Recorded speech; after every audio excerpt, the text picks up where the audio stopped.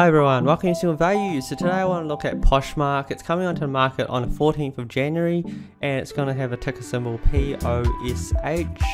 And this is a company that is specializing in the whole fashion marketplace, selling new and secondhand goods.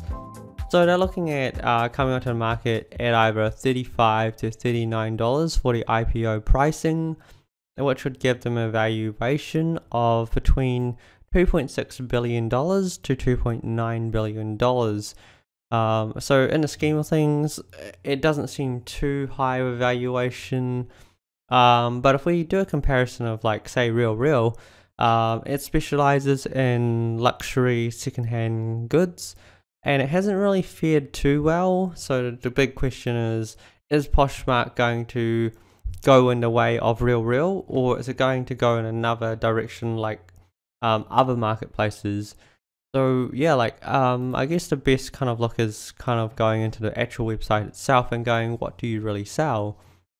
So all the, when we look at this, we go, okay, so they sell the LV stuff, the Nike, the Coach, the Gucci, and all the rest. But yeah, I mean, it kind of makes me think about the RealReal in a very, very similar way, and it kind of, feels like a bit limiting. Though once we jump into it a bit more, so like say like trending now, they might have like Starbucks, like coffee cups, which is kind of cool, right? That they have this whole special part about them where they do all this.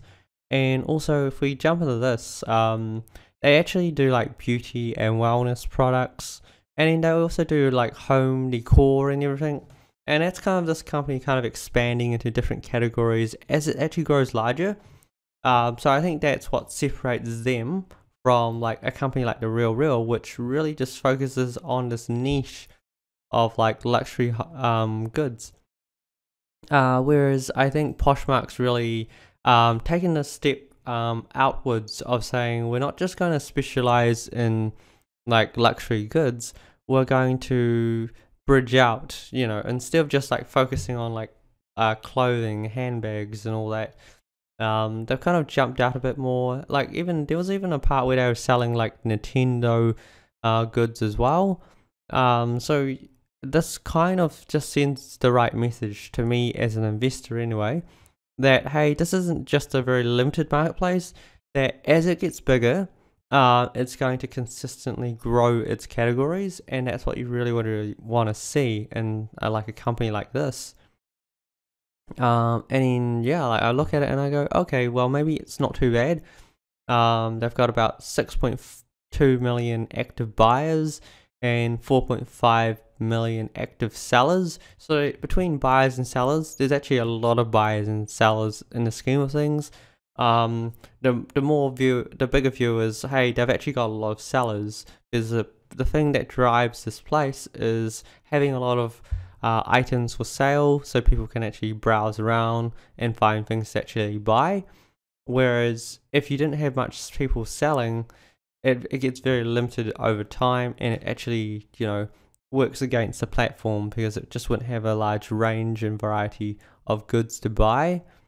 So in looking at the platform itself, you can definitely see a potential, but of course, there's still very, very much the whole fashion retail marketplace where they're going, most of what we sell is still focused on the whole fashion scene, but we're showing glimpses that, hey, if that ever gets too limited, we can actually expand what we sell, because we've already built a really decent audience around this website.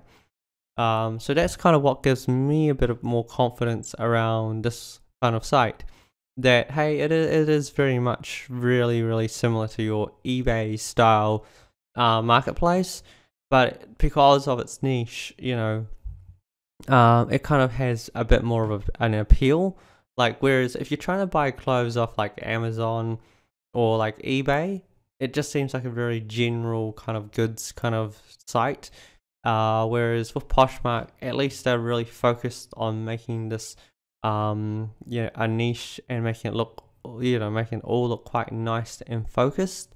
So that's the thing as well. They don't really want to like bridge out too much. because then they become too general, and they kind of lose that appeal in a way. But so far, I think they're doing a really good job in terms of what they're doing. And who knows, they eventually might bridge out and become something bigger. Like imagine like this becoming a bit like Etsy. Eventually they could just have like homecraft goods and become a big marketplace around that area. But we haven't seen that yet, so we're just going to really focus this on like as they say, a fashion and home decor, beauty, and a bit more. And in terms of the actual revenues, of course the numbers that matter the most. Revenues from 2018 to 2019 grew from 148 million to 205, and that's roughly about 38% growth rate, which isn't too bad in the scheme of things. There is definitely like a higher growth marketplaces, but in a scheme of things it's not too bad. And recently, from 2020 to 2019, they went from 150 million to 192 million, which was about a 28% growth, which they did have a few reasons, because I was reading the management commentary, and they did have a few reasons why that they weren't growing as quick as they would have liked. Especially in a scene like this, you would have thought, hey, actually if you're specializing in online retail, you should be doing well, shouldn't you? But who knows, like I guess there's also that stigma around the whole COVID scene that, hey, if you do secondhand clothing, you know, who really wants to buy like secondhand clothing in a COVID scene? Because that's the easiest way to like, you know, like spread things. And I don't think people will be that comfortable buying secondhand goods or during this kind of whole scene. But of course, as things improve, I guess things improve for the website as well. And I guess the bigger highlight is, hey, this company actually became a profitable company. It actually went from making a loss of like 14 million in 2018, and then a 48 million loss in 2019. And for the 9 months, they 2019 showed 33 million loss, whereas they actually showed a 21 million gain. And why is that the case? Was it because they did more revenue? It actually wasn't, which is kind of funny, because you would expect a high association that as you do more revenue, you actually earn more. But it's actually them cutting their marketing costs by about $30 million, which really translated to the bottom line. So in a way, it was like the whole COVID scene really did push people online, and it did really help them out. That even though they didn't spend that much on marketing, they were still able to generate a decent amount of growth on their platform. And that's the thing, as this company has the choice to cut down on marketing and eventually just make profit if they really wanted to. And it just shows the, I guess, basically the advantage of them being able to spend how they want. And as things grow with this kind of platform, word of mouth definitely helps as well.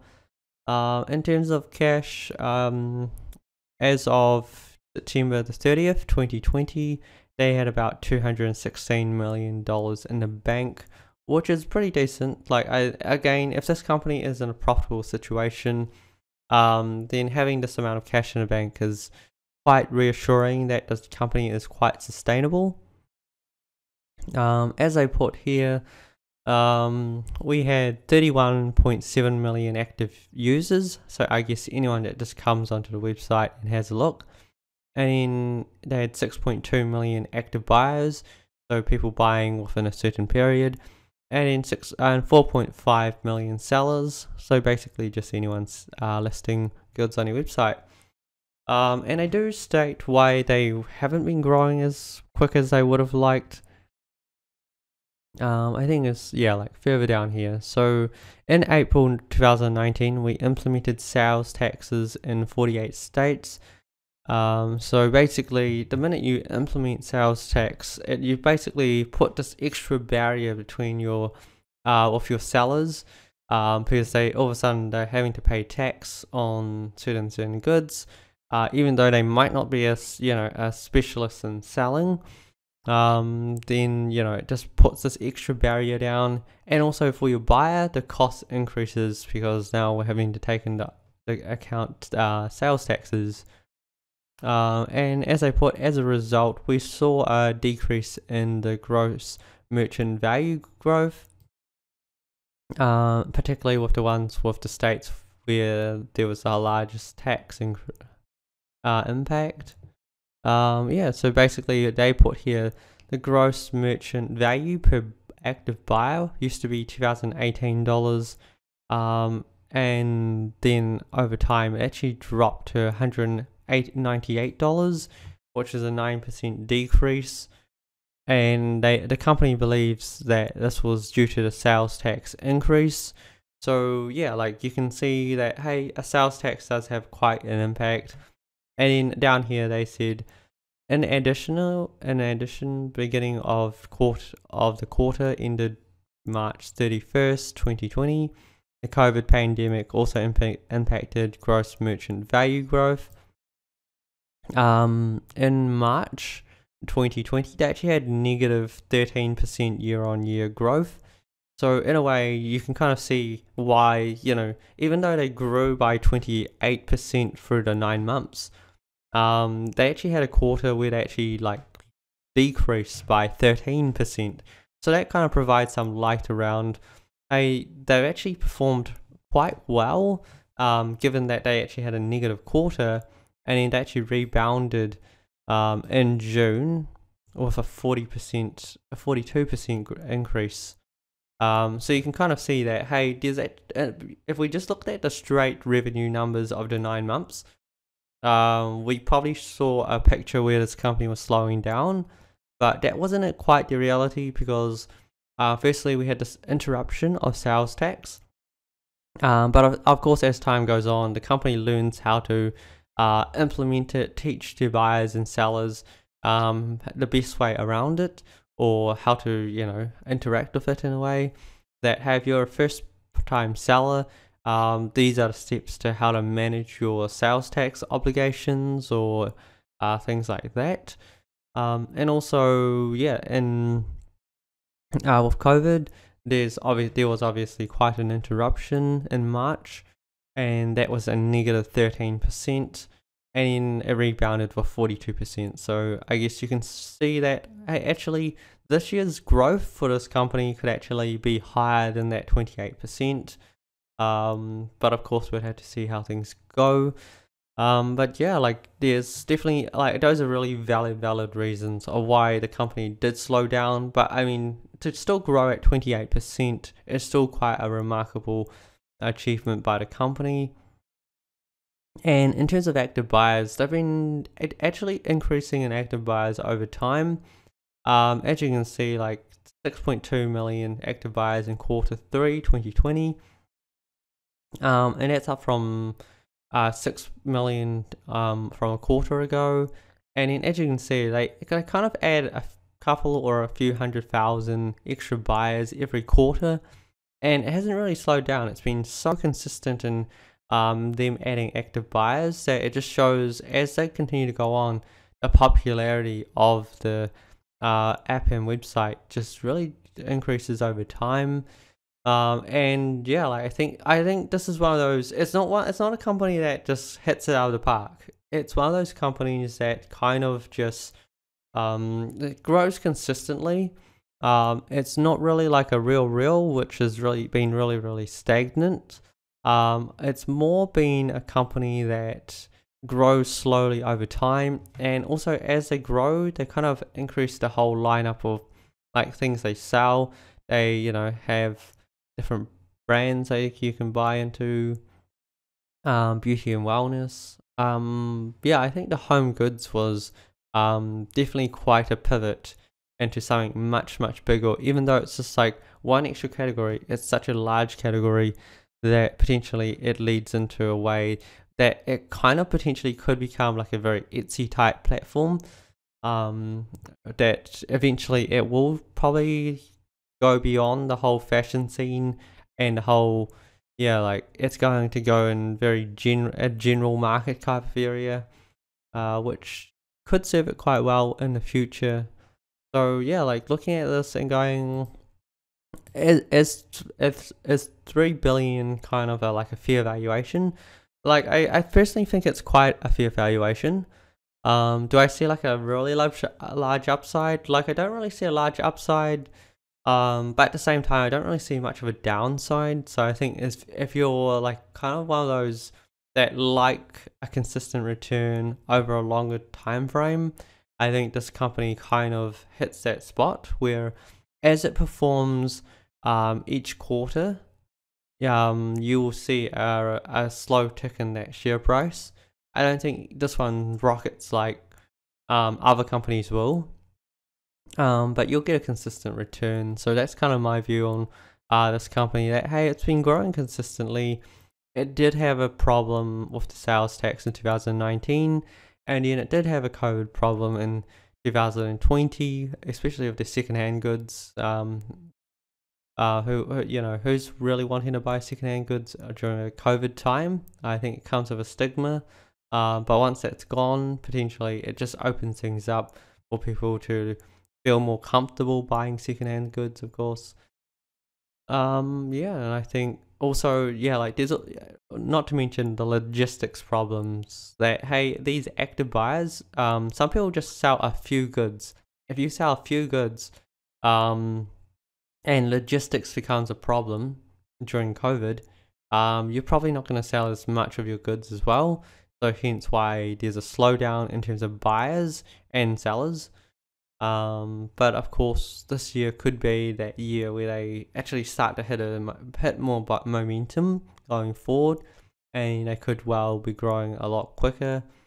And potentially you're buying a company that could essentially be undervalued because of these problems in the last 2 years.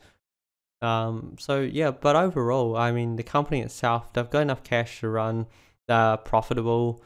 So what's not to like about the company in the scheme of things? And in terms of that, I say 3 billion isn't too bad. It isn't too like aggressive. But there's not really at that 3 billion valuation, there's not really a lot left to kind of like see an immediate upside. But I could say you're likely to see an upside over the longer term, like a really consistent upside, I guess. Like let me know if you've got any questions or what if you have different views. Let me know. Until then, good luck investing, everyone.